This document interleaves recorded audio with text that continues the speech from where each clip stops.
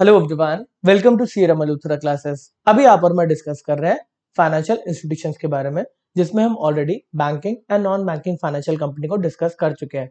आज हम पढ़ने वाले हैं उन इंस्टीट्यूशंस के बारे में जो इन्वेस्टमेंट के सेक्टर के अंदर वर्क कर रहे हैं। स्पेसिफिकली अगर मैं बात करूं तो आज हम पढ़ने वाले हैं इंडियन स्टॉक मार्केट के बारे में। ये स्टॉक मार्केट कैसे वर्क करती है, इसको चलाने के लिए काफी फाइनेंशियल इंस्टीट्यूशन, काफी फाइनेंशियल इंटरमीडिएट्स इन्वॉल्व है स्टॉक मार्केट की वर्किंग के लिए।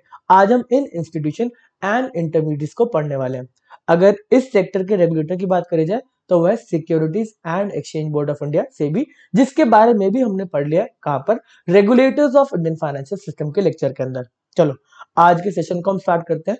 उससे पहले अगर मैं आपके एग्जामिनेशन के पर्सपेक्टिव में बात करूं तो एक ऑलरेडी एक क्वेश्चन इस पर्टिकुलर लेक्चर से आपके एग्जामिनेशन में, रेगुलेटरी बॉडी के एग्जामिनेशन में पूछा जा चुका है। आगे जाके जब आप सेबी के नोटिफिकेशन या सर्कुलर्स को पढ़ेंगे तो आज का लेक्चर एक बेस की तरह काम करेगा। आपको अगर फाइनेंशियल इंस्टीट्यूशन इंटरमीडिएट समझ में आएंगे कि स्टॉक मार्केट वर्क कैसे करती है, तो जो भी नोटिफिकेशन सर्कुलर को आप पढ़ेंगे तो आपको समझ में आएगा कि उसमें अगर चेंजेस वगैरह करे गए तो उसका रीजन क्या हो सकता है। चलो आज के सेशन को हम स्टार्ट करते हैं। आई होप आप प्रीवियस सेशन भी देखते आ रहे हैं। फाइनेंशियल इंस्टीट्यूशन को ब्रॉड दो कैटेगरी में डिवाइड करा गया। एक कैटेगरी वो है जिसको securities and Exchange Board of India regulate करता है। सारे के सारे इन्वेस्टमेंट्स को सेबी रेगुलेट नहीं करता।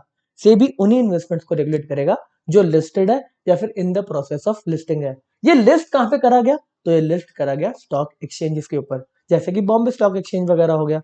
अगर वहां पे कोई सिक्योरिटी लिस्ट होगी वो पब्लिक के लिए ओपन होगी, आप जाके वहां पे इन्वेस्टमेंट कर सकते हैं। तो पब्लिक का पैसा यहाँ पे लगने वाला है, तो यहाँ पर तो एक रेगुलेटरी बॉडी चाहिए, इसलिए सेबी को बनाया गया था।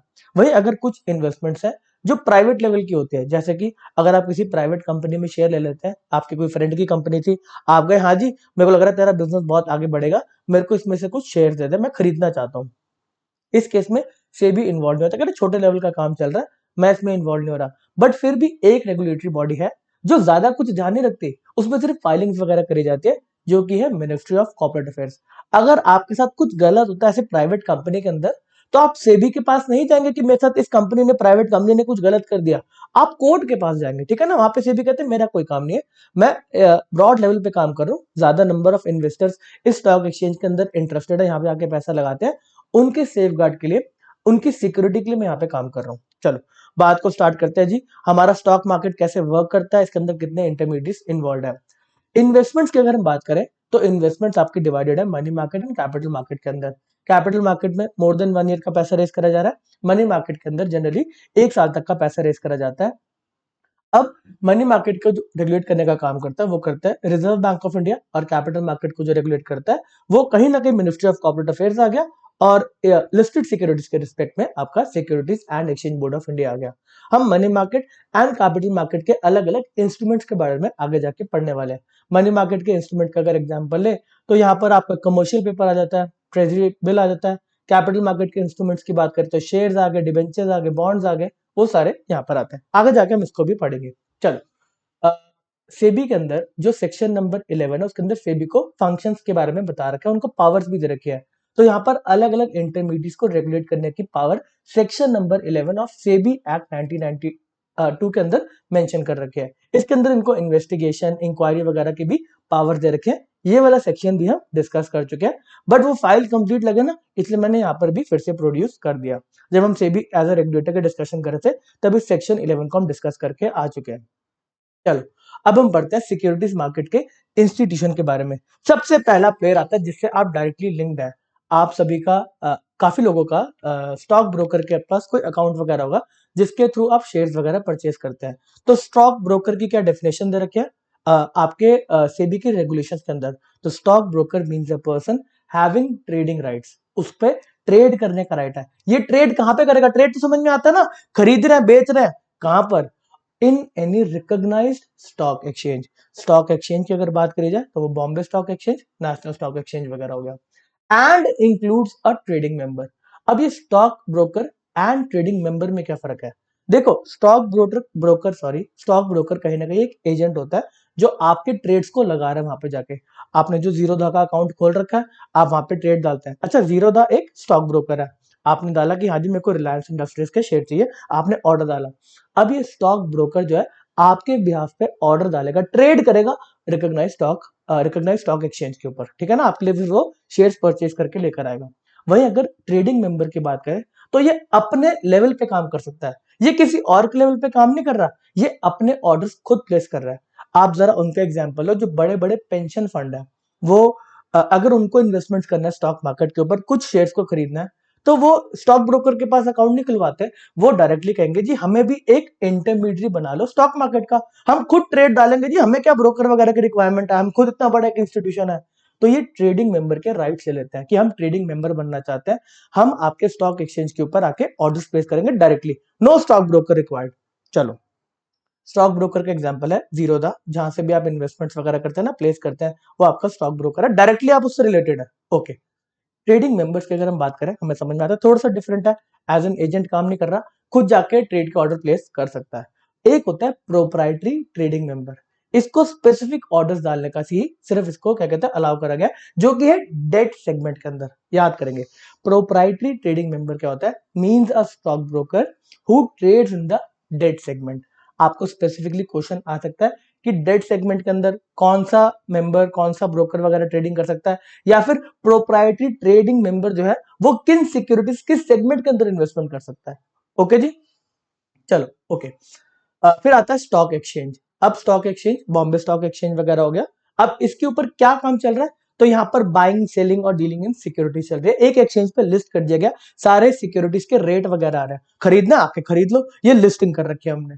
Stock exchange means a body corporate incorporated for the purpose of assisting, regulating और कंट्रोलिंग। देखो, अब स्टॉक एक्सचेंज है ना, अगर मैं आपको स्टॉक मार्केट को चलाने की बात करूं, तो कुछ लोग बड़े प्लेयर है स्टॉक मार्केट को चलाने में, एक है उनमें से स्टॉक एक्सचेंज। स्टॉक एक्सचेंज एक मार्केट का इंफ्रास्ट्रक्चर है, अगर ये सही तरीके से फंक्शन करेगा तभी स्टॉक मार्केट सही तरीके से चलेगी। तो स्टॉक एक्सचेंज अपने अंदर राइट देता है काफी लोगों को काम करने के लिए, तो कहीं ना कहीं स्टॉक एक्सचेंज भी कुछ बायलॉज बनाता है जिसको फॉलो करके काम करना होता है। जैसे कि अगर स्टॉक एक्सचेंज पे रजिस्ट्रेशन लेने आएगा कौन, कोई स्टॉक ब्रोकर, तो स्टॉक ब्रोकर को सेबी तो रेगुलेट कर ही रहा है, साथ में इस स्टॉक ब्रोकर को उस स्टॉक एक्सचेंज के बायलॉज को भी मानना पड़ेगा, उसको मान के ही ट्रेडिंग राइट्स देगा आपको कि आप ट्रेड डाल सकते हो अपने बिहाफ पे, अगर आप ब्रोकर हो, या फिर किसी और के बिहाफ पे, सॉरी, अगर आप एजेंट की तरह काम कर रहे हो तो किसी और के बिहाफ पे आप अगर ट्रेड वगैरह डाल रहे हो तो आपको लाइसेंस दे रहा हूं मैं, तो लाइसेंस दे रहे हो तो मेरी मेरी बात आप मानोगे, ठीक है जी, स्टॉक एक्सचेंज कह रहे हैं मेरी बातें भी आपको माननी पड़ेगी। चलो, तो इसके अंदर कहीं ना कहीं इनको थोड़ी बहुत पावर दे रखी है, ये कंट्रोल करेंगे, असिस्ट करेंगे, ये भी सुपरविजन वगैरह रखेंगे स्टॉक ब्रोकर्स के ऊपर। ओके जी, सेबी के दूसरा पार्ट, मतलब सेबी के नीचे आया आपका स्टॉक एक्सचेंज, फिर स्टॉक एक्सचेंज भी थोड़े से पावर्स लेकर आएगा इन स्टॉक ब्रोकर्स के ऊपर। Okay ji, buying selling dealing in securities का काम चल रहा है, इसका एग्जांपल है Bombay stock exchange. Minimum net worth की रिक्वायरमेंट की बात करें, देखो, कोई भी आपको फाइनेंशियल इस सिक्योरिटीज मार्केट का इंस्टीट्यूशन अगर चलाना है तो आपको सेबी के पास जाके रजिस्ट्रेशन लेना पड़ता है। उसमें बहुत ज्यादा एलिजिबिलिटी का क्राइटेरिया होता है कि आपको कंपनी की तरह रजिस्टर होना चाहिए, या फिर आपको ट्रस्ट की फॉर्म में काम करना है, आपको किन्हीं सेट ऑफ प्रोफेशनल को एम्प्लॉय करना है, बड़ी सारी ऐसी रिक्वायरमेंट्स होती है। अब वो सारी रिक्वायरमेंट्स अगर आप पढ़ने बैठेंगे तो काफी ज्यादा कंटेंट हो जाएगा, बट एक रिक्वायरमेंट आपको, ऐसा जो एलिजिबिलिटी क्राइटेरिया में एक रिक्वायरमेंट है, वो आपको पढ़ना चाहिए, जो कि मिनिमम नेटवर्क रिक्वायरमेंट की। बहुत डायनेमिक है, चेंज होती रहती है। जब भी आपका एग्जामिनेशन होगा, अगर कुछ चेंजेस आते हैं तो मैं आपको एक रिवाइज्ड फाइल दूंगा जिसमें नेटवर्क की रिक्वायरमेंट चेंज होगी। अभी के लिए अगर बात करें तो स्टॉक एक्सचेंज को चलाना है, तो आपको अगर ये स्टॉक एक्सचेंज बनाना है, बोलना कि हाँ जी मैं लिस्ट करवाऊंगा, तो इस केस के अंदर आपके मिनिमम नेटवर्थ होनी चाहिए 100 करोड़ की। तो मोटा मोटा याद करेंगे, जो बड़े प्लेयर्स है ना हमारे स्टॉक एक्सचेंज के, उनको रिक्वायरमेंट दे रखी है 100 करोड़ की नेटवर्थ की। चलो, अब एक होते हैं इंडेक्स प्रोवाइडर। आप जब बॉम्बे स्टॉक एक्सचेंज की बात करते हैं तो आप जज करते हैं कि यार ये हमारे इंडियन कैपिटल मार्केट सही तरीके से वर्क करे कि नहीं करे, जज करते हो ना कि बढ़िया चल रही कि नहीं चल रही, तो आप वो जो जज करते हो वो एक इंडेक्स के ऊपर करते हो, जो कि है Sensex and Nifty. Bombay stock exchange अलग है, सेंसेक्स अलग है। बॉम्बे स्टॉक एक्सचेंज एक प्लेटफॉर्म है जहां पर सिक्योरिटीज को लिस्ट करा सकते हैं। वही अगर सेंसेक्स की बात करें तो इस स्टॉक एक्सचेंज पे जो सिक्योरिटीज लिस्टेड है वहां से कुछ सिक्योरिटीज को निकाला, सेक्टर स्पेसिफिक जैसे भी निकालना है, और एक इंडेक्स बना दिया, बता रहे कि आपकी ये वाली सिक्योरिटी जो बड़ी सारी है ये कैसे परफॉर्म करेगी। सेंसेक्स की अगर बात करें तो 30 कंपनीज को चूज करा जाता है जो बड़ी कंपनी होती है, उसके बेसिस पे बताते हैं कि हाँ इन 30 कंपनियों ने कैसा परफॉर्म किया, अगर इनके शेयर्स का प्राइस ऊपर जा रहा है तो सेंसेक्स भी ऊपर जाता रहेगा। तो इसके बारे में जो ये इंडेक्स को पब्लिश करेगा कि हाँ जी आज सेंसेक्स ऊपर जा रहा है नीचे जा रहा है, वो कौन है? तो वो है इंडेक्स प्रोवाइडर्स। अब ये भी अपने आप में एक बड़ी एंटिटी है। अगर मैं सेंसेक्स की बात करूं तो इसको इंडेक्स को जो पब्लिश करने का काम है वो बीएसई बॉम्बे स्टॉक एक्सचेंज के पास ही है। वही अगर निफ्टी की मैं बात करूं तो उसके अंदर एक एनएसई की इंडाइसेस करके लिमिटेड बना रखी है जो नेशनल स्टॉक एक्सचेंज की एक कंपनी है। ओके जी, चलो। Index provider means a person who controls the creation, operation, administration of a benchmark और एन इंडेक्स। सेंसेक्स क्या है? एक बेंचमार्क ही तो है। जब खुला था तब एक मतलब पॉइंट्स पर सेट था और अब उससे कंपेयर करके आज ये 50,000 60,000 पे पहुंचता रहता है। ओके जी, चलो बात को आगे बढ़ाएंगे। अच्छा, इसके अंदर क्या क्या काम है? इनको कैलकुलेट करना होता है, वो बेंच को, वो बेंचमार्क को, वो इंडेक्स को, determining and applying the benchmark और इंडेक्स मेथोडोलॉजी, जिस तरीके से वो निकाला जाता है, एंड डिसमिनेटिंग द बेंचमार्क और एन इंडेक्स, बताएगा लोगों को कैसा चल रहा है जी हमारा सेंसेक्स, कैसा चल रहा है हमारा निफ्टी। इसको अगर आपको कैलकुलेट करना है, ये इंडेक्स की सर्विस को प्रोवाइड करना है, तो इसके अंदर आपकी मिनिमम नेटवर्थ की रिक्वायरमेंट है 25 करोड़ की। ओके, अगली पार्ट आती है क्लियरिंग कॉर्पोरेशन। आप जब ऑर्डर डालते हैं स्टॉक ब्रोकर के थ्रू तो उसके अंदर आपका ऑर्डर आपको पूरा करना पड़ता है। ये नहीं कि हवाबाजी कर दिया आपने, आप ऑर्डर डाल के आ गए और कहा जी नहीं मेरे को मन नहीं कर रहा आप खरीदने का। तो उस केस के अंदर कुछ कंपनीज होती है जो आपके ट्रेड को क्लियर एंड सेटल कराने का काम करेगी। कोई भी ट्रेड से आप पीछे नहीं मुंह मोड़ सकते। आपने बोल दिया तो आपको पैसे देने पड़ेंगे। इसी के बेसिस पे आपको मार्जिन की रिक्वायरमेंट्स बोली जाती है कि कुछ पैसा आप सबमिट कर दो, तभी जाके आपके हम ऑर्डर कर पाएंगे, तभी ऑर्डर प्लेस होंगे। तो इसके अंदर क्लियरिंग कॉर्पोरेशन होती है जो क्या बोलती है कि हम रिस्पॉन्सिबिलिटी उठाते हैं एक ट्रेड को क्लियर एंड सेटल करने की। क्लियरिंग क्या होता है? क्लियरिंग मोटा मोटा फाइनल चेक होता है कि हाँ भाई चेकिंग वगैरह होगी, सारे ऑर्डर जो करेगा वो ठीक तरीके से करेगा। सेटलमेंट की बात करें तो सेटलमेंट के अंदर जिसने शेयर्स को परचेज करने का वादा किया उसको शेयर्स पहुंचाए जाएंगे, और जिसने खरीदा उसने पैसे देने, तो पैसे उसको मिलेंगे जिसने सेल करा जी, जिसके अपने शेयर्स को सेल करा उस तक पैसे पहुंचाने का काम ये क्लियरिंग कॉर्पोरेशन करेगी। ट्रेड को क्लियर एंड सेटल कराने का काम क्लियरिंग कॉर्पोरेशन के पास होता है। अगर मैं क्लियरिंग कॉर्पोरेशन कंपनी की बात करूं तो हमारे स्टॉक एक्सचेंज की जो क्लियरिंग कॉर्पोरेशन है वो है इंडियन क्लियरिंग कॉर्पोरेशन लिमिटेड। आप समझो ये मोटा मोटा आपको लग रहा है एक बड़ा प्लेयर है हमारे स्टॉक एक्सचेंज के अंदर, हमारे स्टॉक मार्केट के अंदर। इसका फंक्शन थोड़ा सा बड़ा है, तो इसके अंदर भी जो नेटवर्क की रिक्वायरमेंट डालेगी वो 100 करोड़ की डालेगी। ओके जी, एक एग्जांपल अगर लेंगे तो इंडियन क्लियरिंग कॉर्पोरेशन लिमिटेड है जो हमारे जो बॉम्बे स्टॉक एक्सचेंज है उसके ट्रेड्स को क्लियर एंड सेटल कराने का काम करती है। ऐसे आपने एक और क्लियरिंग कॉर्पोरेशन का नाम सुना होगा जो कि है सीसीआईएल, क्लियरिंग कॉर्पोरेशन ऑफ इंडिया। ये स्पेसिफिकली उन ट्रेड्स को क्लियर कराने का काम करती है जो गवर्नमेंट सिक्योरिटीज के रिस्पेक्ट में होती है।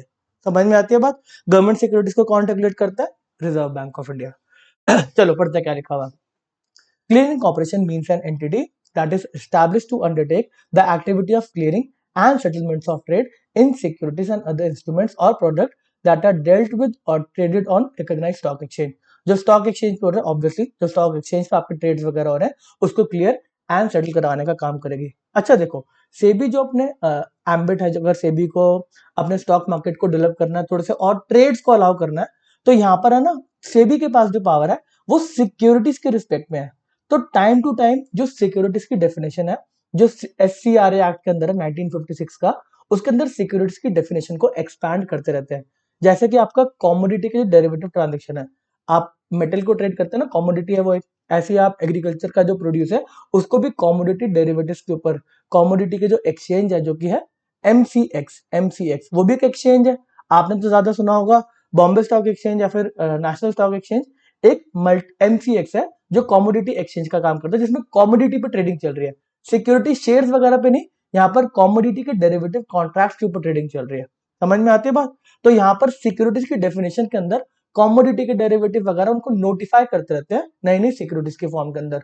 अगर आप जाके देखेंगे इसके अंदर अमेंडमेंट्स आती रहती है, नई नई सिक्योरिटीज को, नई नई कॉमोडिटी सिक्योरिटीज जो डेरिवेटिव है अलग अलग चीजों के ऊपर नोटिफाई करते रहते हैं, जिसके ऊपर गवर्नमेंट चाहती है कि हमारे एनसीएक्स के ऊपर ट्रांजेक्शन कॉन्ट्रैक्ट वगैरह हो। ओके जी, चलो आगे बढ़ते हैं। क्लियरिंग कॉर्पोरेशन की बात करें तो इसने बोल दिया हाँ जी मैं आपके ट्रेड करवाऊंगा, मैं आपका ट्रेड क्लियर एंड सेटल कराऊंगा।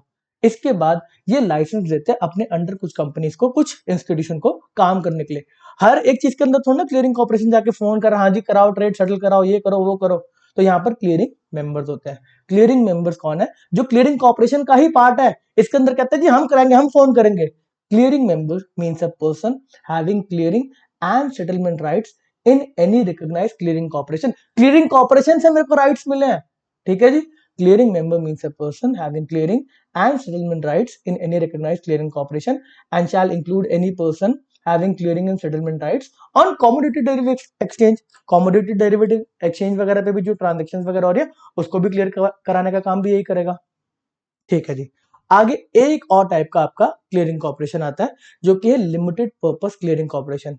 अब देखो इनके लाइसेंसेस मिलना आसान नहीं होते, तो एक दूसरी टाइप की इंस्टीट्यूशंस बना दिए जाते हैं जिनको स्पेसिफिक काम को अलाउ कर देते हैं कि आप ये वाला इजी काम है, थोड़ा सा लेस रिस्की है, इसमें ज्यादा लोग इन्वॉल्व नहीं है, तो आपको एक दूसरे लाइसेंस के अंदर हम काम अलाउ कर देंगे, जैसे कि है लिमिटेड पर्पस क्लियरिंग कॉर्पोरेशन। हमें समझ में आता है इनके पर्पस को लिमिट कर दिया गया, तो कहां तक लिमिट कर गया, किस बात पे लिमिट करा गया? तो बोला ये सिर्फ रेपो ट्रांजेक्शन करेंगे, रीपर्चेज एग्रीमेंट्स वगैरह जो होते हैं उनको आप डील करेंगे स्पेसिफिकली डेट सिक्योरिटीज के अंदर। डेट सिक्योरिटीज के अंदर रेपो होता क्या है? आपको अगर बोरो वगैरह करना होता है पैसे को, तो उसका तरीका क्या है? आप जाके पैसे को सीधा बोरो कर ले, इंटरेस्ट की पेमेंट कर दें। दूसरी पार्टी कभी कभी कहते हैं नहीं मेरे को डर लग रहा है आप पैसा वापस नहीं करोगे, तो कहते हैं आप ट्रांजेक्शन को इस तरीके से करें, अगर आपके पास कोई वैल्यूएबल चीज है वो आप मुझे बेच दें और एक सेट टाइम के बाद मुझसे खरीदने का वादा कर लें। अभी आप मेरे को वो चीज बेच दें फॉर एग्जाम्पल 98 रुपीज की, और 6 महीने बाद आप मुझसे खरीद लें वो कितने की? 100 रुपीज की। तो यहाँ पर जिस पार्टी से एग्रीमेंट हुआ उसने मोटा मोटा करा क्या? उसने आपको 98 रुपीज उधार दिए और आपसे रिटर्न में लिए 100 रुपीज, 2 रुपए का उसने इंटरेस्ट कमाया। तो यही रीपर्चेज ट्रांजेक्शन वगैरह होते हैं, रेपो एग्रीमेंट्स होते हैं। तो यहाँ पर अलाउ करा गया कि आप रीपर्चेज कर सकते हैं, रीपर्चेज वाले एग्रीमेंट मेंटेन कर सकते हैं सिर्फ डेट सिक्योरिटीज के रिस्पेक्ट में। ओके जी, समझ में आती है बात? Limited purpose clearing corporation means any entity that is established to undertake the activity of clearing and settlement of repo transaction. Repo transaction के रिस्पेक्ट में ये limited purpose clearing corporation settlement and clearing का काम करेगा। Okay जी।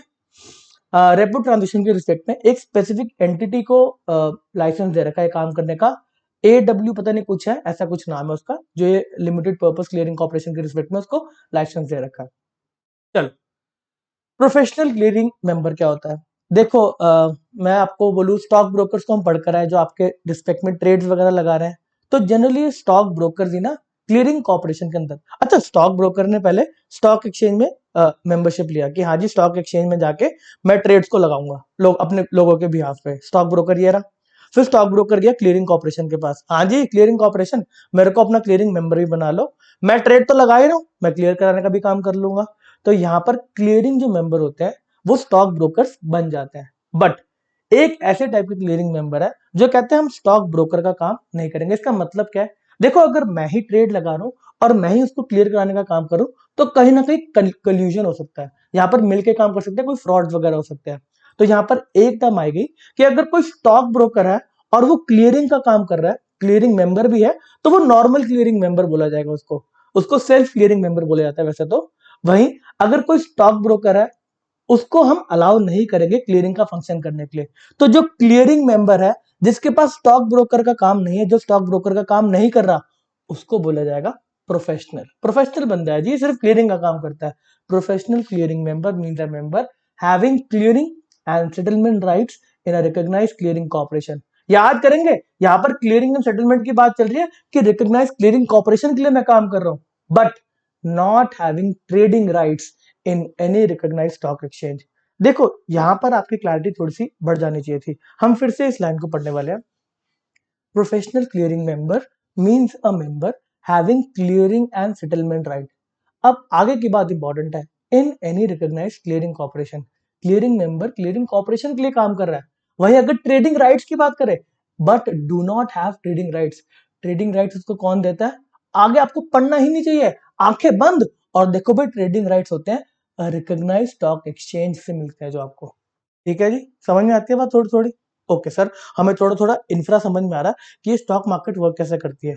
Okay चलो, self clearing member के बारे में हम ऑलरेडी डिस्कस कर चुके हैं। Means a member of a clearing corporation, जो स्टॉक ब्रोकर का भी काम कर रहा है, दोनों काम कर रहा है, इसको ज्यादा पैसे चाहिए, who is also a stock broker and clear and settle trades on its own account और on accounts of its clients only. Okay, चलो ठीक है सर, हमें समझ में आ रहा है स्टॉक ब्रोकर, क्लियरिंग मेंबर्स वगैरह क्या होता है। आगे एक और बड़ा प्लेयर आता है हमारे मार्केट इंफ्रास्ट्रक्चर का, जो कि है डिपॉजिटरी। ये डिपॉजिटरी का काम बढ़ा दिया गया, क्यों? पहले जब आपके शेयर्स वगैरह होते थे वो फिजिकल फॉर्म में होते थे, गवर्नमेंट ने कहा फिजिकल फाड़ो, साइड रखो, हमें इसको इलेक्ट्रॉनिक फॉर्म, डीमैट फॉर्म में करना है। तो यहाँ पर एक एंटिटी को बनाया गया डिपॉजिटरी। डिपॉजिटरी को बोला गया जरा इलेक्ट्रॉनिक फॉर्म में कन्वर्ट करिए ना अपनी सिक्योरिटीज को। Depository is an organisation which hold securities like share, debenture, bond, government securities, mutual fund units of investors in electronic form। अब ये इलेक्ट्रॉनिक फॉर्म में होल्ड करने का काम करेगी at the request of investors through a registered depository participant। Same जैसे clearing corporation के लिए क्लियरिंग मेंबर बनाया गया, स्टॉक एक्सचेंज के अंदर एक स्टॉक का जो ब्रोकर है उसको बनाया गया, ऐसे डिपॉजिटरी के लिए जो हेल्प करेंगे, जो एक्चुअल में जाके काम करेंगे, जो डीमैट फॉर्म में कन्वर्ट करेंगे, वो है डिपॉजिटरी पार्टिसिपेंट। जिससे आप अपने पुराने शेयर्स को, जो अगर आपके फिजिकल फॉर्म में छोड़ गए कोई पुराने लोग, आपके दादाजी, आपके फादर साहब ने अगर लिए होंगे पहले, तो अगर आपको उनको कन्वर्ट कराना है डीमैट फॉर्म के अंदर, तो आप डिपॉजिटरी के पास सीधा नहीं चले जाओगे, हाँ जी, National Securities Depository Limited NSDL, मेरे शेयर्स को जरा आप कन्वर्ट कर दोगे डीमैट में? नहीं, कह रहा हमने बड़े सारे लाइसेंस बांट रखे हैं, डिपॉजिटरी पार्टिसिपेंट बना रखा है डीपी, उनसे जाके करवा लो। सर हमने तो देखा ऑनलाइन जो स्टॉक ब्रोकर्स है वही हमारे शेयर्स को डीमैट फॉर्म में कन्वर्ट कर देते हैं। जी आपका जो स्टॉक ब्रोकर है वो सारे लाइसेंस लेके बैठा है, वो स्टॉक ब्रोकर भी है, वो क्लियरिंग मेंबर भी है, वो डिपॉजिटरी का पार्टिसिपेंट भी है, ठीक है ना। चलो पहले हम डिपॉजिटरी को पढ़ते हैं। Depository is an organisation which hold securities of an investors in electronic form through a depository participant, जो रिक्वेस्ट वगैरह जाती है। इसका एग्जांपल है NSDL and CDSL। Okay ji, आपको समझ में आना चाहिए मार्केट का इंफ्रा एक तरह का मेजर काम कर रहा है, तो इसके अंदर जो नेटवर्क की रिक्वायरमेंट है वो ज्यादा होनी चाहिए, 100 करोड़। ओके, डिपॉजिटरी पार्टिसिपेंट की अगर हम बात करें तो ये एक एजेंट है डिपॉजिटरी का, जो होल्ड करता है, जो इंटरफेस मतलब जिसका यूज होता है, जो जाके इन्वेस्टर से उसकी सिक्योरिटी लेता है, उसको फिर डीमैट फॉर्म में कन्वर्ट करता है, जो डिपॉजिटरी की सर्विसेज वगैरह प्रोवाइड कर रहा है। अब इसके अंदर एक स्टॉक ब्रोकर जिसकी नेटवर्थ 5 करोड़ से ज्यादा है, वो डीपी का लाइसेंस ले सकता है, डिपॉजिटरी पार्टिसिपेंट का। अब जो हमने ये स्टॉक ब्रोकर्स को पढ़ा, क्लियरिंग मेंबर्स को पढ़ा, डिपॉजिटरी के पार्टिसिपेंट को पढ़ा, तीन है ना छोटे लेवल का जो काम कर रहा है, जो स्टॉक एक्सचेंज के अंदर है, क्लियरिंग कॉर्पोरेशन के अंदर है, या फिर डिपॉजिटरी के अंदर है। हमने इनकी नेटवर्थ पे ज्यादा डिस्कशन नहीं करी, क्योंकि इनकी नेटवर्थ पे बड़ी ज्यादा कंडीशन है, अलग अलग केस के अंदर अलग अलग नेटवर्थ दे रखी है। तो मैं आपके एग्जामिनेशन के लिए एक फाइल प्रोवाइड कर दूंगा, बट उसको रीड करने का कोई फायदा नहीं है कि मैं आपके पास बता दूं कि इस केस में इसकी नेटवर्थ इतनी होनी चाहिए, दूसरे केस में इसकी नेटवर्थ उतनी होनी चाहिए, तो उसके बस आपको मैं फाइल प्रोवाइड कर दूंगा। एग्जामिनेशन में अगर बहुत बुरी आपकी किस्मत रही तो क्या पता वहां से क्वेश्चन आ जाए। चलो बात को आगे बढ़ाएंगे। अच्छा, आपका एक और बढ़िया बंदा आ गया जो मार्केट का इंफ्रा के फॉर्म में काम करेगा, मार्केट का इंफ्रा प्रोवाइड करने के फॉर्म में काम करेगा। तीन बड़े प्लेयर आ चुके हैं, स्टॉक एक्सचेंज, क्लियरिंग कॉर्पोरेशन और डिपॉजिटरी। चौथे बड़े प्लेयर की एंट्री होती है, जो कि है कस्टोडियन। जो भी सिक्योरिटीज को कन्वर्ट करा गया डीमैट फॉर्म के अंदर, इलेक्ट्रॉनिक फॉर्म के अंदर, वो फिजिकल शेयर्स, वो फिजिकल सिक्योरिटीज को कौन होल्ड करेगा? तो वो है कस्टोडियन। किसी ना किसी के पास तो वो फिजिकल सिक्योरिटी रहेगी, वो कौन है? कस्टोडियन। कस्टोडियन आपको कस्टोडियल सर्विस प्रोवाइड करता है। कस्टोडियल सर्विस होती क्या है? custodial service in relation to securities of a client or goods or gold related instruments or silver related instruments held by a mutual fund, title deeds of real estate, क्योंकि real estate के respect में भी आपकी कुछ institution है जो services वगैरह provide कर रहे हैं, रीड्स एंड इन्वेट्स वगैरह भी होते हैं ना। चलो तो इनका काम क्या है कि ये कस्टडी रखेंगे, सेफ कीप करेंगे of such securities, goods, golds, gold related instruments, silver related instruments. Example के थ्रू समझाते हैं। सिक्योरिटीज के केस के अंदर तो वो शेयर्स वगैरह हो गए, कस्टोडियल सर्विसेज जो आपको दे रहे हैं। वही अगर गुड्स की बात करें तो कॉमोडिटी डेरिवेटिव कॉन्ट्रैक्ट्स वगैरह हो रहे हैं ना, तो उसके अंदर फ्यूचर डेट पे सेलिंग वगैरह हो रही है गुड्स की, तो यहाँ पर गुड्स को भी रखना पड़ेगा गोडाउन में, होता है ना, गोडाउन रखे होते हैं। ऐसे गोल्ड की बात करें तो गोल्ड के भी वॉल्ट्स वगैरह बने हुए हैं जहाँ पे गोल्ड सिक्योर होता है। गोल्ड के कुछ इंस्ट्रूमेंट्स भी होते हैं, जैसे इलेक्ट्रॉनिक गोल्ड रिसिप्ट वगैरह होगी। ओके ना। चलो, कस्टोडियल सर्विसर हमें समझ में आते हैं, ये भी एक बड़ा प्लेयर है, बट इसके अंदर जो नेटवर्क की रिक्वायरमेंट रखी गई वो थोड़ी सी कम रखी गई, क्योंकि ये सिर्फ कस्टडी ही रख रहा है, इसके पास बस फिजिकल फॉर्म में चीजें पड़ी हुई है। तो इसको बोला गया आपको 50 करोड़ की नेटवर्क मेंटेन करनी है। आगे आता है, स्पेसिफिकली अगर हम गोल्ड की बात करें तो यहाँ पर एक वॉल्ट को बनाया गया। वॉल्ट मतलब बड़ी बड़ी तिजोरियां। तो यहाँ पर वॉल्ट मैनेजर्स को बनाया गया जो अपने बड़े बड़े वॉल्ट के अंदर क्या रखेंगे, गोल्ड को सिक्योर करेंगे। गोल्ड रखने के बाद इसको इलेक्ट्रॉनिक फॉर्म में कन्वर्ट कर दिया जाएगा, जो कि इलेक्ट्रॉनिक गोल्ड का रिसिप्ट।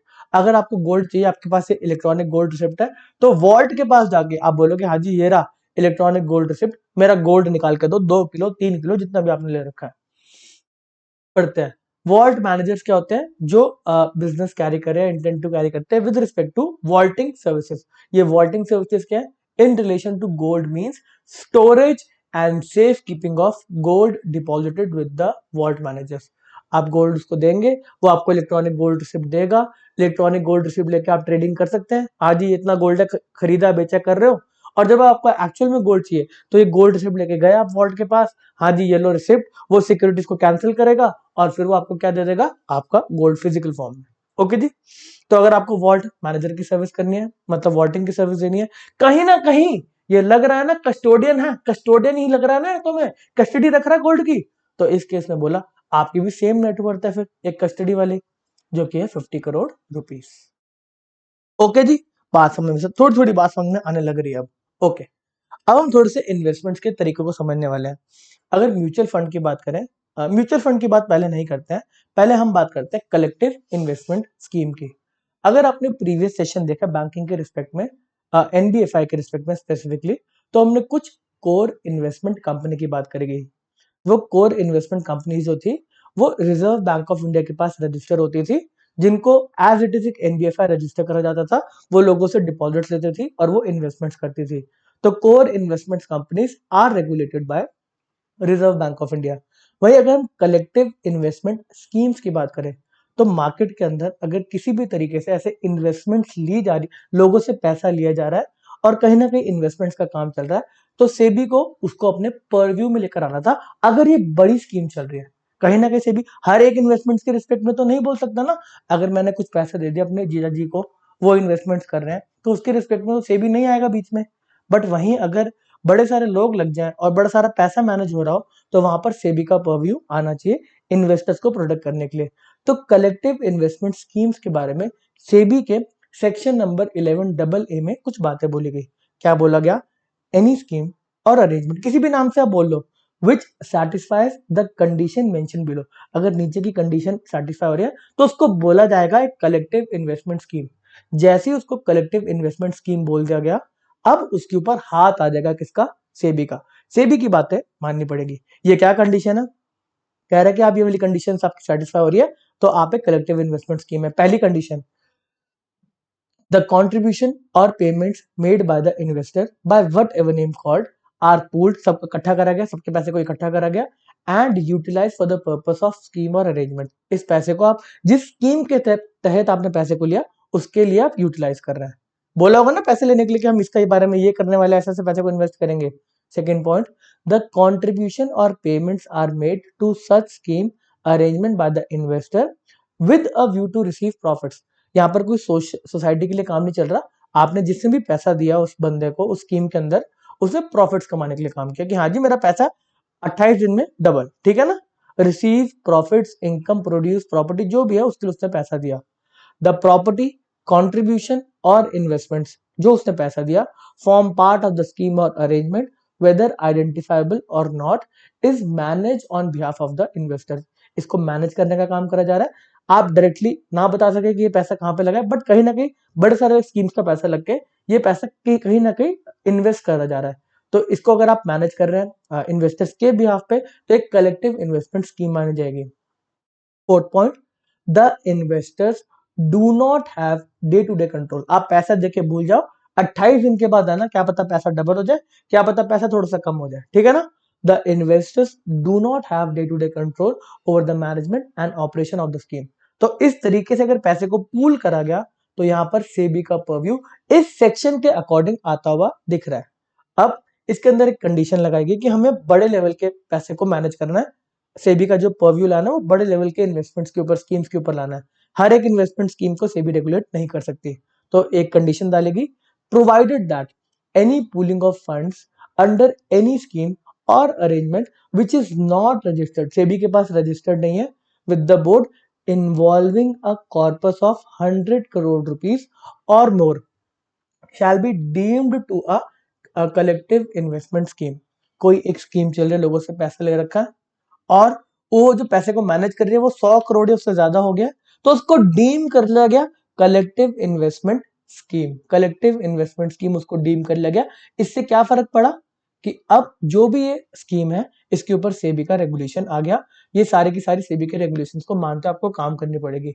इसका दूसरा मतलब क्या है, अगर कोई स्कीम सेबी के पास रजिस्टर्ड नहीं है और वो 100 करोड़ से कम है, तो उस केस में उसको कलेक्टिव इन्वेस्टमेंट स्कीम नहीं माना जाएगा। अगर कोई स्कीम 50 करोड़ की है और वो सेबी पे रजिस्टर होगी, तो क्या सेबी का कंट्रोल है? ऑब्वियसली सेबी पे रजिस्टर होगा तो कंट्रोल तो है ही सेबी का, ठीक है ना। एक क्रेडिबिलिटी तो मिल जाती है स्कीम को, सेबी पे रजिस्टर्ड है मतलब इसको पैसा और मिल सकता है। ओके जी, कंडीशन समझ में आती है ना। आपका अगर स्कीम रजिस्टर्ड नहीं है सेबी के साथ और 100 करोड़ से नीचे है आपका जो पूल है, तो उस केस के अंदर जो कॉर्पस अमाउंट है वो 100 करोड़ से कम है, तो उसके अंदर आपको कलेक्टिव इन्वेस्टमेंट स्कीम नहीं माना जाएगा, आप सेबी के पर्व्यू से बाहर है। ओके जी, चलो अब कुछ स्कीम और अरेंजमेंट को स्पेसिफिकली हटाया गया। फॉर एग्जाम्पल अगर हम बात करें, ये पैसा जो लिया गया, अगर आप पेंशन फंड की बात करो तो उन्होंने भी तो पैसे को लिया, लोगों से पूल करा और पैसे को इन्वेस्ट करा कहीं ना कहीं, तो ये भी क्या कलेक्टिव इन्वेस्टमेंट स्कीम मानी जाएगी? ऐसे अगर आप इंश्योरेंस की बात करो तो इंश्योरेंस में भी पैसे को पूल करा गया, कुछ ना कुछ इंश्योरेंस की सर्विस देगी, उस पैसे को कहीं ना कहीं इन्वेस्ट करेंगे, 100 करोड़ से ऊपर कितना करोड़ का इन्वेस्टमेंट हो जाता है, कितने करोड़ के प्रीमियम आ जाते हैं। तो यहाँ पर कुछ लोगों को इस कलेक्टिव इन्वेस्टमेंट स्कीम से निकालना जरूरी है अब। तो एक सेक्शन बनाएगा इसके अंदर कि कुछ चीजों को हम हटा रहे हैं, जो कि है मेड और ऑफर्ड। कोई भी ऐसी स्कीम है जो अगर एक कोऑपरेटिव सोसाइटी ने करी है, जो कि एक स्टेट के लॉ के अंदर है, तो बोला उसको स्टेट मैनेज करेगी, सेबी मैनेज नहीं करेगा। तो कोऑपरेटिव सोसाइटी, जो कोऑपरेटिव सोसाइटी एक्ट के अंदर रजिस्टर्ड है, तो वो स्टेट के रिस्पेक्ट में उसकी रेगुलेशन आ जाती है, सेबी यहाँ से बाहर। वहीं अगर बात करें जो कोर इन्वेस्टमेंट कंपनी वगैरह है ना, याद आई नहीं है कोर इन्वेस्टमेंट कंपनी जो सेबी के NBFC non banking financial company का पार्ट है, तो बोला उसको भी हटाएंगे, उसके ऊपर तो कंट्रोल ही आरबीआई का है, हमारा तो कंट्रोल ही नहीं है। फिर आती है आपका कोई कॉन्ट्रैक्ट ऑफ इंश्योरेंस है, बोला उसके ऊपर कंट्रोल आईआरडीआई है, वो कलेक्टिव इन्वेस्टमेंट स्कीम नहीं है, ठीक है। कोई स्कीम है पेंशन के रिलेटेड इंश्योरेंस स्कीम है, तो स्पेसिफिकली अगर बात करें तो इस एक्ट के अंदर है employ provident fund miscellaneous provision act, तो इसके अंदर स्पेसिफिकली ये वाला मिनिस्ट्री ऑफ लेबर वगैरह है, वही ध्यान रखेगा। Okay, labour and employment. Okay, Nidhi company, mutual benefit company जो पैसे को डिपॉजिट पे लेती है, थोड़ा सा सेविंग्स बढ़ाने के लिए, सेविंग्स को प्रमोट करने के लिए, और फिर उसको इन्वेस्टमेंट करा जाता है, इसको स्पेसिफिकली रेगुलेट करता है मिनिस्ट्री ऑफ कॉर्पोरेट अफेयर्स।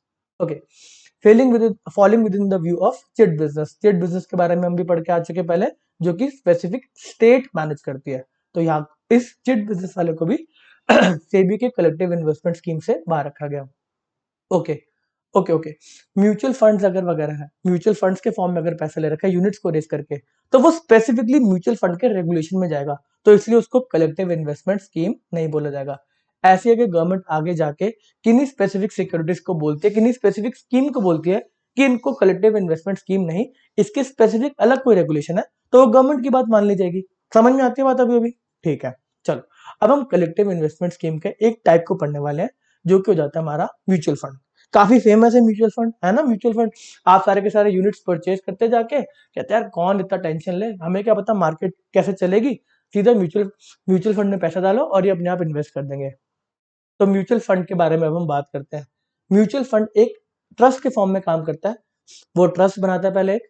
अब ये ट्रस्ट बनाता कौन है? तो वो एक स्पॉन्सर होता है, एक स्पॉन्सर कंपनी म्यूचुअल फंड को बनाती है, ये ट्रस्ट के फॉर्म में काम करता है, ये यूनिट्स को इशू करता है और लोगों से पैसा लेता है और इसको इन्वेस्टमेंट्स वगैरह करते हैं। अब ये इन्वेस्टमेंट्स करने के लिए म्यूचुअल फंड खुद भी इन्वेस्टमेंट कर सकता है या फिर कोई असेट मैनेजमेंट कंपनी को भी एम्प्लॉय कर सकता है। पढ़ते हैं इसके बारे में। Mutual fund means a fund establish in form of a trust to raise money through the sale of units. यहाँ पे यूनिट्स को इशू करा जाता है टू द पब्लिक और a section of public under one और more schemes for investing securities, money market instruments, gold, जहां पे भी आपको इन्वेस्टमेंट अलाउड है यहाँ पे करा जा सकता है। फिर इसके अंदर एक स्पॉन्सर होता है जो इसको बनाने का काम करता है, म्यूचुअल फंड इस ट्रस्ट को बनाने का काम करता है। Means a person who by acting individually और in concert with other body corporate establish a mutual fund. Okay जी। अब इसके अंदर भी बड़ी सारी कंडीशंस वगैरह होती है ये सर्टिफिकेट देने से पहले कि स्पॉन्सर कैसा होना चाहिए, म्यूचुअल फंड कैसा होना चाहिए, स्पॉन्सर में भी उसका जो फाइनेंशियल ट्रैक रिकॉर्ड है वो सही होना चाहिए, तब जाके उसको स्पॉन्सर की मतलब लाइसेंस वगैरह मिलता है। फिर स्पॉन्सर ट्रस्ट डीड के हिसाब से किसी एसेट मैनेज कंपनी को एम्प्लॉय कर सकता है पैसे को मैनेज करने के लिए, वो सारा का सारा ट्रस्ट डीड में लिखा होता है। चलो, अब स्कीम के अंदर कुछ पॉइंट्स हैं जो बड़े ज्यादा यूज होते हैं, आपने सुने होंगे। एक होती है open ended scheme. Open ended scheme के अंदर कोई रिडेम्पशन की डेट नहीं होती कि हाँ ये स्कीम चलती रहेगी, आपको अगर पैसा निकालना है तो सेकेंडरी मार्केट के अंदर आप ट्रेड कर सकते हैं, बेच सकते हैं अपने यूनिट्स को। यूनिट्स की बात करें, आपने पैसा लगा दिया, अब ये इन्वेस्टमेंट्स करेंगे, क्या पता इन्वेस्टमेंट्स ऊपर जाए, क्या पता नीचे जाए। तो कुछ स्कीम होती है कि हम 1 साल 2 साल 10 साल के बाद बंद हो जाएंगे, तो 10 साल के बाद जितने भी इन्वेस्टमेंट्स होंगे उनको बेचा जाएगा, जो भी पैसा है वो आपको रिटर्न कर देंगे। ये है क्लोज एंडेड स्कीम। वही ओपन एंडेड की बात करें, हाँ जी पैसा आता रहेगा, इन्वेस्टमेंट करते रहेंगे, जिंदगी भर इन्वेस्टमेंट चलेंगी, ठीक है ना। आपको अगर पैसा वापस चाहिए तो मार्केट में अपनी यूनिट्स को बेच दो किसी और को। कोई इन्वेस्टमेंट करना चाहता होगा, आप बेचना चाहते हैं तो बेच दो मार्केट में जाके, अपने पैसे को रियलाइज कर लो। ओके जी। Okay okay. तो ओपन एंडेड जो स्कीम है उसके अंदर कोई रिडेम्पशन डेट स्पेसिफाइड नहीं होती। क्लोज एंडेड स्कीम के अंदर रिडेम्पशन डेट होती है, बताते कब मैच्योर होगा, तब आपको सारा पैसा वापस कर देंगे। ऐसी फंड ऑफ फंड स्कीम होती है, काफी नाम यूज करा जाता है आजकल। तो फंड ऑफ फंड के अंदर क्या होता है, म्यूचुअल फंड दूसरे फंड्स के अंदर पैसे को डाल देते हैं, बस यही है। चलो, अब जो एसेट मैनेजमेंट कंपनी है इनको इस म्यूचुअल फंड के रिस्पेक्ट में एनएवी को निकालना होता है, नेट एसेट वैल्यू। वैल्यू कितना बढ़ रहा है, कितना है उस समय, एक पर्टिकुलर यूनिट का कितना वैल्यू है। 10 रुपए दिया गया था, 1 साल के बाद इसका एनएवी कितना है, 11 रुपए है, 12 रुपए है, 20 रुपए है, वो बताना पड़ता है। और ये डेली बेसिस पे निकालना पड़ता है सेबी के रेगुलेशन के हिसाब से। ओके जी। चलो, अब हम अगला इन्वेस्टमेंट्स का तरीका पढ़ने वाले हैं जो कि है ऑल्टरनेट इन्वेस्टमेंट फंड। अच्छा, हमारे से एक पॉइंट मिस हो गया ना, एक पॉइंट मिस हो गया कलेक्टिव इन्वेस्टमेंट स्कीम्स के बारे में। अगर कलेक्टिव इन्वेस्टमेंट स्कीम चलाना है तो नेटवर्थ का रिक्वायरमेंट है आपका 50 crore rupees on continuous basis, ठीक है ना, ये रह गया था। चलो, अभी हमने म्यूचुअल फंड्स के बारे में पढ़ा। एक जनरल बात करें तो म्यूचुअल फंड्स सबके लिए है, इसके अंदर कोई भी एंट्री कर सकता है, कोई भी म्यूचुअल फंड्स के अंदर पैसे को लगा सकता है। तो हर एक टाइप का इन्वेस्टर यहाँ पर आकर यूनिट्स को परचेज कर सकता है। फिर स्पेसिफिकली कुछ इन्वेस्टमेंट्स के इंस्टीट्यूशन बनाए गए, कुछ एक तरीका बनाया गया जिसमें थोड़ी सी रिस्की इन्वेस्टमेंट्स करी जानी थी। अब रिस्की इन्वेस्टमेंट्स कहीं ना कहीं एक इकोनॉमी के लिए भी इंपॉर्टेंट है। आप समझो, अगर कोई स्टार्टअप को पैसा मिल जाए तो क्या पता वो आगे जाके यूनिकॉर्न बन जाए।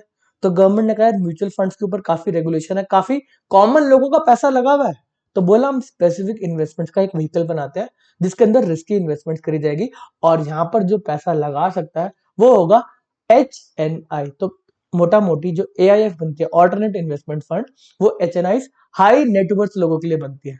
ओके जी। चलो पढ़ते हैं।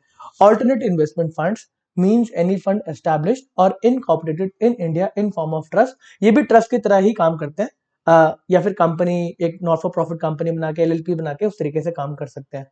ये भी एक तरह का प्राइवेटली पूल्ड इन्वेस्टमेंट व्हीकल ही है which collect fund from investors whether Indian or foreign for investing in accordance with the defined investment policy। बताएंगे कि हम कहाँ पे इन्वेस्ट करने वाले हैं, स्टार्टअप के अंदर, इस सेक्टर के अंदर, जिस भी सेक्टर की बात करें वो आपको स्कीम का डॉक्यूमेंट देंगे। ऑल्टरनेट इन्वेस्टमेंट फंड का is not covered under, specifically बोला AIF ने म्यूचुअल फंड की तरह थोड़ा रजिस्ट्रेशन लेगा। तो म्यूचुअल फंड वाले अलग है, कलेक्टिव इन्वेस्टमेंट स्कीम वाले अलग है। तो यहाँ पर इनको, जिनको AIF चलाना है उनको इस AIF की रेगुलेशन के हिसाब से काम करना पड़ेगा, एज एन AIF रजिस्ट्रेशन लेना पड़ेगा। ओके जी।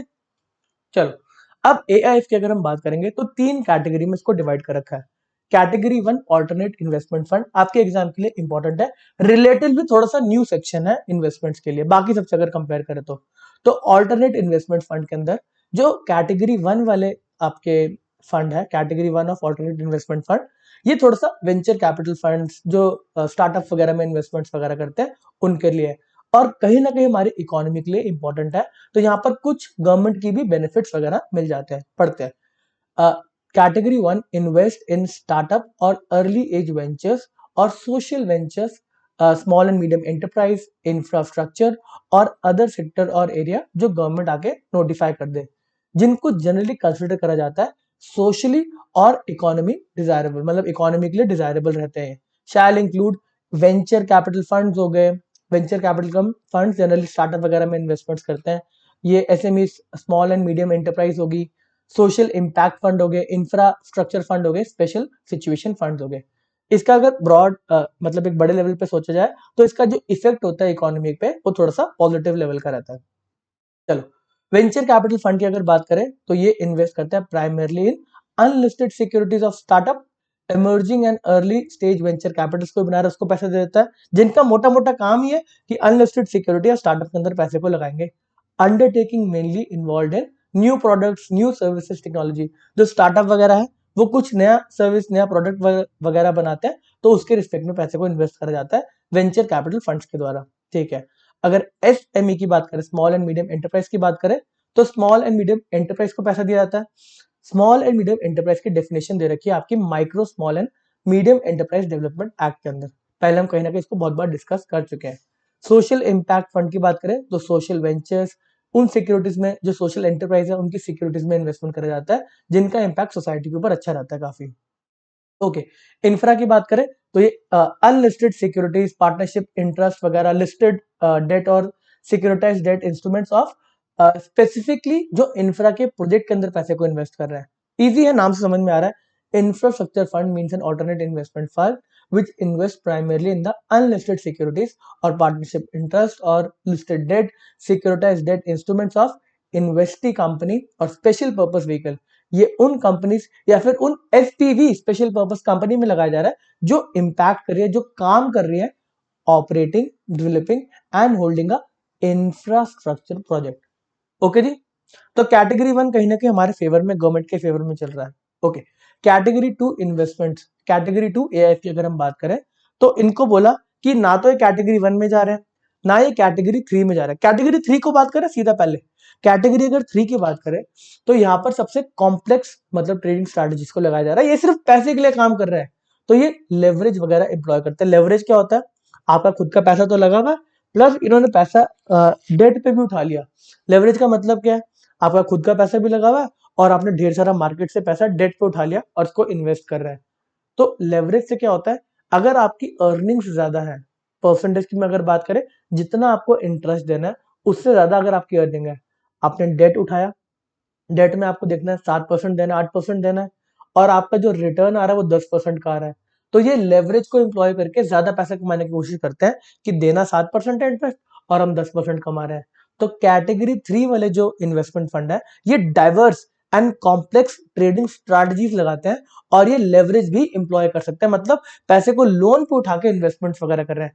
समझो कितना मतलब डिफिकल्ट टाइप का इन्वेस्टमेंट हो गया कि आपने लोन पे पैसा उठाया जहां पे आपको फिक्स रेट ऑफ इंटरेस्ट तो देना ही है, बट जो इन्वेस्टमेंट हो रही है उसमें कोई पता नहीं कि कितना रिटर्न आए। तो कैटेगरी 3 वाले थोड़े से रिस्की वाले हो गए। अब इसके अंदर जो बहुत फेमस फंड जिसका नाम है, जो काम करता है, वो है हेज फंड।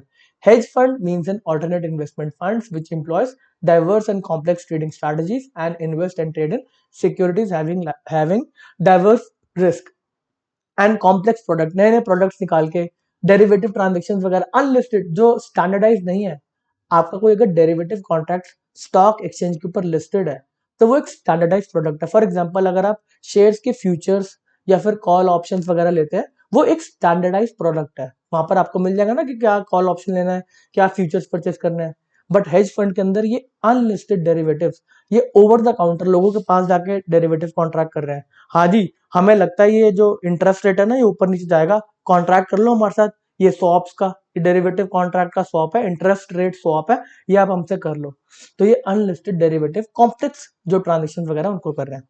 वही कैटेगरी 2 की बात करें तो ये दोनों के बीच में आ जाता है, ये दोनों के बीच में आ जाता है। कैटेगरी 3 भी नहीं है, हम लेवरेज नहीं लगाएंगे, हम इतना पैसा उधार पे नहीं लेंगे, ना ही हम क्या कहते हैं 1 वाले हैं कि हम सिर्फ स्टार्टअप्स वगैरह में इन्वेस्टमेंट्स कर रहे हैं, इंफ्रा प्रोजेक्ट्स में, सोशल सेक्टर के अंदर काम कर रहे हैं। कह रहे हैं हम बीच में है, हम इक्विटी इंस्ट्रूमेंट्स वगैरह में इन्वेस्टमेंट्स करेंगे, डेट इंस्ट्रूमेंट्स जो है उनमें इन्वेस्टमेंट्स करेंगे, नॉर्मल लेवल का काम करेंगे, कोई लेवरेज वगैरह नहीं है। चलो, category 2 alternate investment funds which does not fall under category 1 and category 3 which does not undertake leverage or borrowing other than, थोड़ी बहुत बोरिंग कर सकते हैं बट वो बोरिंग इन्वेस्टमेंट्स के लिए नहीं, to meet day to day operational requirement, खर्चा निकालने के लिए बोरिंग कर सकते हैं, इन्वेस्टमेंट्स के लिए नहीं। चलो, category 2 AIF offer exposure to private equity funds, equity instruments में इन्वेस्टमेंट चल रहा है, या फिर debt funds for which no specific incentive और concessions are given by the government. कोई गवर्नमेंट का कुछ बेनिफिट नहीं है। कैटेगरी 1 की बात करें तो गवर्नमेंट कुछ ना कुछ बेनिफिट्स प्रोवाइड कर देती है। प्राइवेट इक्विटी फंड की बात करें तो यहाँ पर इन्वेस्टमेंट्स हो रही है equity and equity linked instruments वगैरह में। ओके, डेट, अच्छा इक्विटी मतलब ओनरशिप बनना चाहते हैं। वही अगर पार्टनरशिप की बात करें तो पार्टनरशिप के अंदर भी ये कुछ शेयर ले सकते हैं, पार्टनरशिप में जाके पार्टनर बन सकते हैं, इंटरेस्ट खरीद सकते हैं। ओके, डेट फंड की बात करेंगे तो यहाँ पर डेट सिक्योरिटीज, अनलिस्टेड डेट जो होता है, इन्वेस्टिंग जो कंपनीज वगैरह उनकी सिक्योरिटीज अनलिस्टेड है डेट वाली, उसमें भी इन्वेस्टमेंट्स कर सकते हैं। चलो, आपका AIF भी यहाँ पर खत्म होता है। अभी कुछ और आपके इंटरमीडिएट्स रह गए हैं, इसको सेकंड पार्ट में आप कवर करते हैं, थोड़ा ज्यादा हो गया, ठीक है। तो कुछ और इंटरमीडिएट्स हैं, उसको हम नेक्स्ट पार्ट के अंदर आप कवर करेंगे। आई होप आपको काफी बातें समझ में आई होंगी। इस सेशन को अभी के लिए यहीं पे रोकते हैं, नेक्स्ट सेशन फटाफट आपके सामने आएगा। ओके।